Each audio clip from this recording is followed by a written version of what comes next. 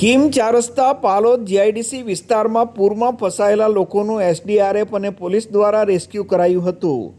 જિલ્લામાં અવિરત વરસાદ વરસી રહ્યો છે, જેને કારણે નદીઓમાં ઘોડાપૂર આવતા તેની અસર ઔદ્યોગિક વિસ્તારમાં જોવા મળી રહી છે। પાલોદ કિમ ચાર રસ્તાના ઔદ્યોગિક વિસ્તારમાં અનેક લોકો પૂરમાં ફસાયા હતા, તેઓનું સહી સલામત રીતે રેસ્ક્યુ કરવામાં આવી રહ્યું છે। સુરત જિલ્લા નાયબ પોલીસ વડા BK વનારના નેતૃત્વ હેઠળ આ કામગીરી ચાલી રહી છે। આપ જોઈ શકો છો, નાયબ પોલીસ વડા તેમજ એસડીઆરએફની ટીમ દ્વારા રેસ્ક્યુ કરવામાં આવી રહ્યું છે અને સહી સલામત રીતે લોકોને બહાર કાઢવામાં આવી રહ્યા છે। આ સંદર્ભમાં ડીવાયએસપી BK વનાર પ્રતિક્રિયા આપી રહ્યા છે।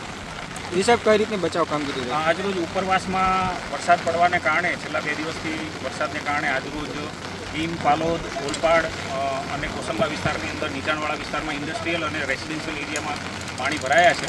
અને ધ્યાનમાં રાખીને સ્થાનિક પ્રશાસન અને પોલીસ તંત્ર દ્વારા રેસ્ક્યુની કામગીરીનું આયોજન કરવામાં આવેલું છે। રેસ્ક્યુની કામગીરી અંતર્ગત આજરોજ આ ઇન્ડસ્ટ્રીયલ મોટી નરોલીનો એરિયા છે, ત્યાં કેટલાક લોકો ફસાયેલા હતા।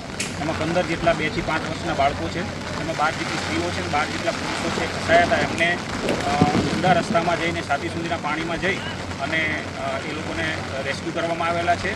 ફાયરની ટીમ છે એની મદદ લેવામાં આવેલી છે અને બોટ દ્વારા એમને કાઢવામાં આવેલ છે। પ્રાથમિક શરૂઆતમાં એમને દોરડા વડે ખેંચી અને એમને 1 to 1 કાઢવામાં આવેલા છે। ત્યારબાદ બોટની મદદ લઈ અને અત્યારે રેસ્ક્યુ કરીને બહાર કાઢવામાં આવેલા છે। હાલ કામગીરી ચાલુ છે।